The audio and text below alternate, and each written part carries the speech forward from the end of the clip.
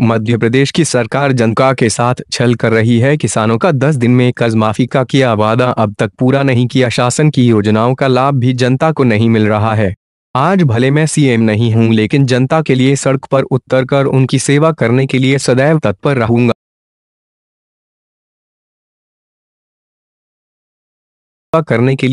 तत्पर रहूंगा राहुल गांधी के कहने पर किया जा रहा वीर जवानों का अपमान, यह कहना था पूर्व मुख्यमंत्री शिवराज सिंह चौहान का। वे सरवानिया महाराज में जनसभा को संबोधित कर रहे थे। उन्होंने कहा कि मैं नीमच जिले की जनता को बार बार प्रणाम करता हूं। भले प्रदेश में भाजपा की सरकार नहीं बनी, लेकिन नीमच जिले की तीनों सीटों पर यहां की जनता ने भारी बहुमत से जीत दिलाई है। सरवानिया महाराज की जनता से कहना चाहता हूं कि लोकसभा चुनाव में भी भाजपा का विजय दिलाएं। यहां से लोकसभा प्रत्याशी को भारी बहुमत से जिताएं। प्रदेश सरकार कह रही है कि हमने किसानों को कर्जा माफ किया। मुझे कोई बताए किस किसान का प्रदेश सरकार ने 2 लाख रुपए का कर्जा माफ किया है। कांग्रेस की सरकार जनता को गुमराह करने का काम कर रही है। झूठे वादे किए जा रहे हैं। पुलवामा में सीआरपीएफ के 40 जवान शहीद हुए। देश को उन वीर जवानों की शहादत पर गर्व है, लेकिन कांग्रेस के कुछ नेता इसे दुर्घटना कहकर वीर जवानों की शहादत का अपमान कर रहे हैं। एयर स्ट्राइक पर कांग्रेस नेता प्रमाण मांग रहे हैं। या यह सब कांग्रेस के राष्ट्रीय अध्यक्ष राहुल गांधी के कहने पर हो रहा है, या फिर राहुल गांधी का अपने नेताओं पर नियंत्रण नहीं है। यदि ऐसा नहीं है तो राहुल गांधी को ऐसे नेताओं को पार्टी से बाहर करना चाहिए जो देश के वीर जवानों को अपमानित करने का काम कर रहे हैं। सभा को नेता प्रतिपक्ष गोपाल भार्गव, प्रदेश भाजपा अध्यक्ष राकेश सिंह, पूर्व मंत्री नरोत्तम मिश्रा, वरिष्ठ नेता कैलाश विजयवर्गीय आदि ने भी संबोधित किया। आप सबको हृदय से प्रणाम। सचमुच में आप तो ऐसे हैं कि आप पे जान देने को भी जी चाहता है। बड़ी अटकल है। मंदसौर में क्या होगा, नीमच में क्या होगा, किसान आंदोलन की चर्चा थी, लेकिन धन्य मेरे नीमच के बहनों और भाइयों, आपने अद्भुत काम किया है। आप सबको प्रणाम। और दूसरी बार और इसलिए प्रणाम कर रहा हूं, कितने घंटे से बैठे? अरे कितने घंटा हो गए? धूप लग रही कि नहीं? पसीना बह रहा कि नहीं? देखिए इतनी धूप में बिना टेंट के इतनी देर से आप बैठ के पसीना बहा रहे। मेरे सरवानिया में उपस्थित बहनों और भाइयों, मैं फिर आपको प्रणाम करता हूं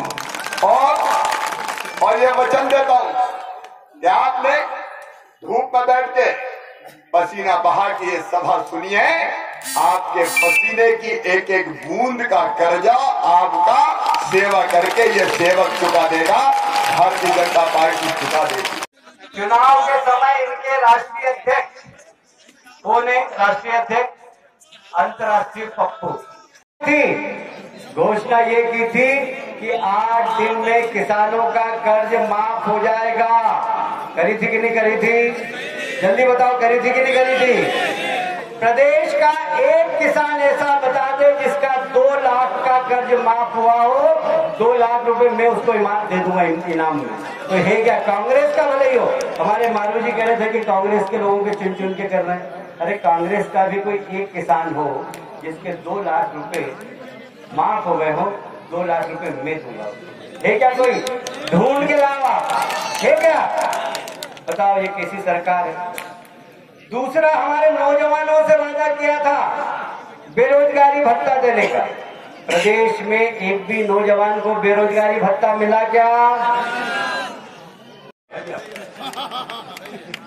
आप लोग अपने अपने मोबाइल चेक करोगे, आ गया?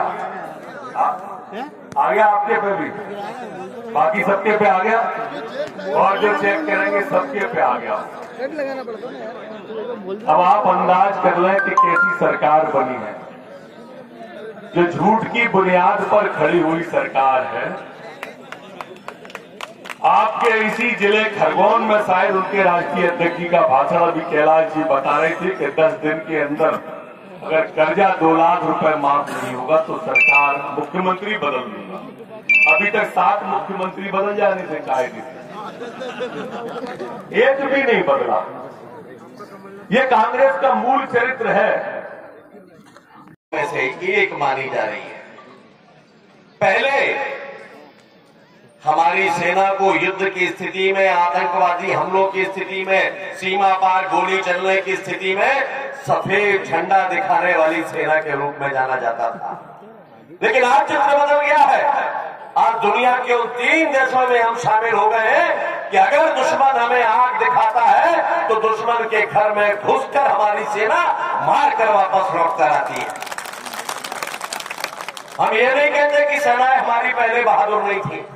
हमारी सेनाएं पहले भी बहादुर थी, पहले भी देशभक्त थी, पहले भी उनके भीतर साहस और पराक्रम था, पहले भी उनकी धमनियों में भारत माता का रक्त बहा करता था। लेकिन फर्क था भाइयों, फर्क केवल इतना था कि पहले नेतृत्व ने उनको ये शक्ति और छूट नहीं दी थी कि इस देश के सम्मान की रक्षा वो कर सके।